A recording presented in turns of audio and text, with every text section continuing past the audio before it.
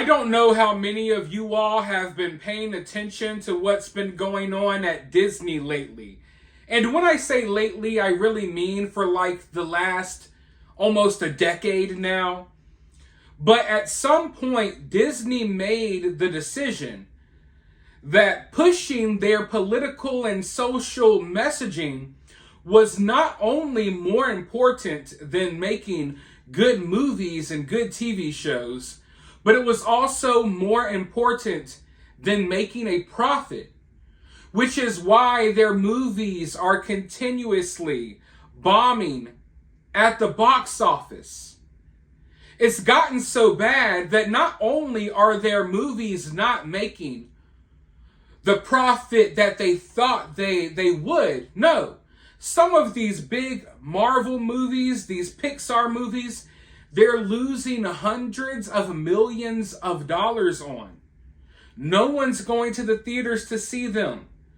No one's buying the merchandise at Target, at Walmart, at your local comic shop, your local toy shop. The toys, the products, the comic books, they're sitting on the shelves. No one wants it. And instead of course correcting, instead of, dialing back on the message, Disney continues to double down. And when the movies bomb, when no one goes to Disney Plus and watches the shows, instead of admitting their own failures, they do something really, really unique, or at least it used to be unique. We see it a lot in Hollywood these days.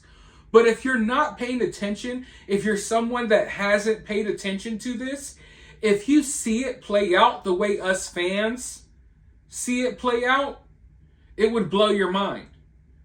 Literally, as every one of these big Marvel or big Star Wars movies releases, sometimes even before the release of a big Disney Plus Marvel MCU or a Star Wars show, they will literally go online and attack their own fans.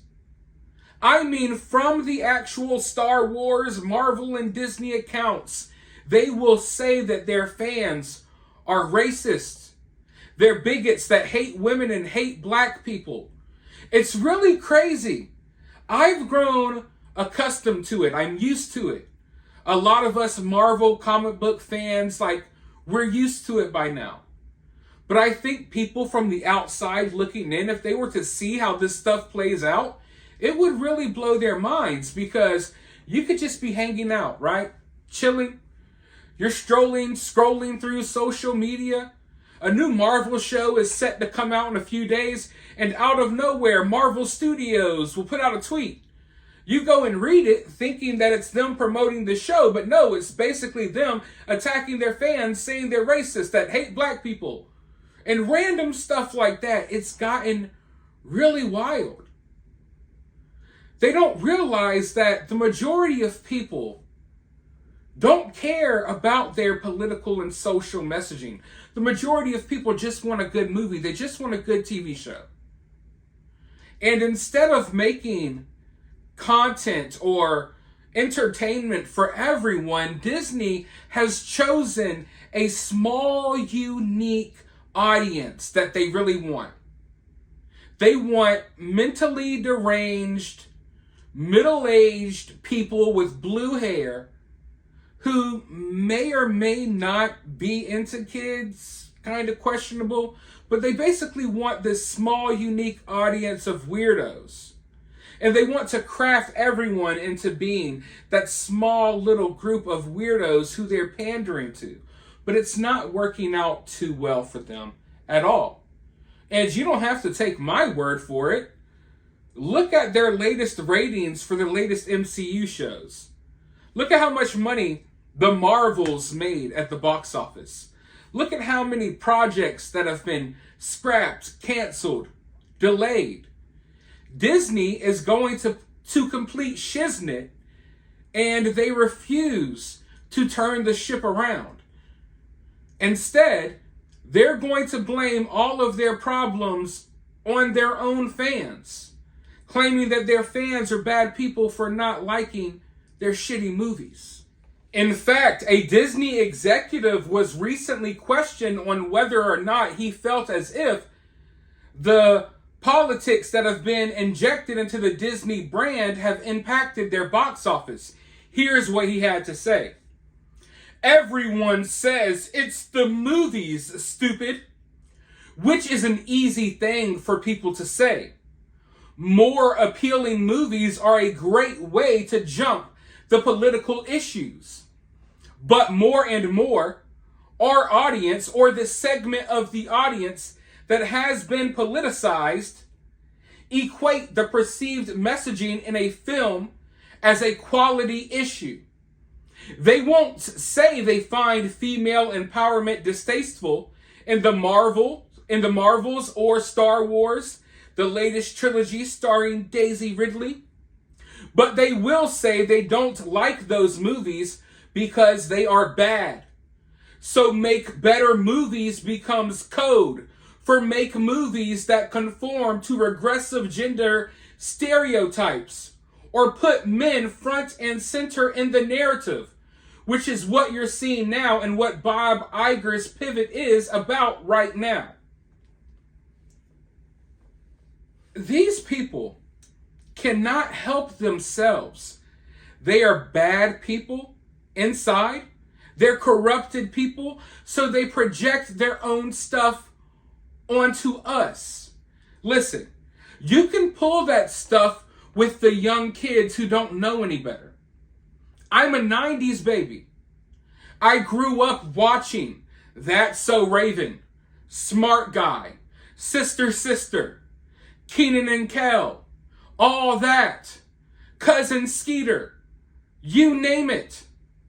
There were black people on my television all of the time. Sorry that maybe you steered clear from those shows. Maybe your parents didn't let you watch those shows, but mine did. I'm not going to sit here and pretend like there was never diversity on my TV screens. I grew up watching strong and powerful women star in their own movies and TV shows. As a comic book fan, all comic book fans have always been open to strong female characters. The X-Men is a great example. I just made a video about X-Men 97 the other day. X-Men fans have long accepted that Jean Grey is one of, if not the most powerful people in the X-Men comics. Maybe even in the entire Marvel universe, she's up there. No one has a problem with it because she's not a Mary Sue. She is a strong, unique character with her own flaws and her own problems, just like Storm, who has always been a powerful female character that no one ever had a problem with. Just like Rogue. Everyone loves Rogue. No one had a problem with Rogue being a powerful character. No one had a problem with Black Widow. There's plenty of female characters in comics that have been in comics since day one that we have appreciated as comic book fans. We don't have a problem with strong female comic book superhero characters. We do have a problem when they say, oh, they just want men in the forefront of these narratives. No. For example, when you put out an Indiana Jones movie, yes, we want a man, Indiana Jones, to be the center of attention in that movie. We don't need a strong, random Mary Sue female character there to outshine Indiana Jones, to show that she's one step better than Indiana Jones. No, we're there to see Indiana Jones. But that's what Disney does.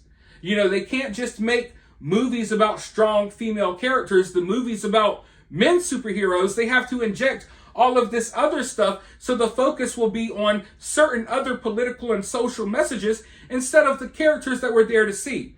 If I'm here to see an Iron Man movie, I'm here to see Iron Man. I'm not here to see random insert woman character here that outshines Iron Man. If I'm here to see a Black Widow movie, I want to see Black Widow. I don't need you to place a better, cooler, younger, hipper version of Black Widow in the movie to steal Black Widow's shine. They can't help themselves with this nonsense. And then they always say things like, oh, they're speaking in codes. It's a dog whistle. No, I think the majority of fans, including myself, like I'm doing right here in this video, we've been very upfront and direct about our criticisms. We don't have to speak in codes like y'all do. We're very upfront, direct. There's a lot of people who can articulate their opinions better than I can about this situation. People have been upfront about their problems here. Calling comic book nerds and comic book fans bigots who hate this and hate that, that's so stupid.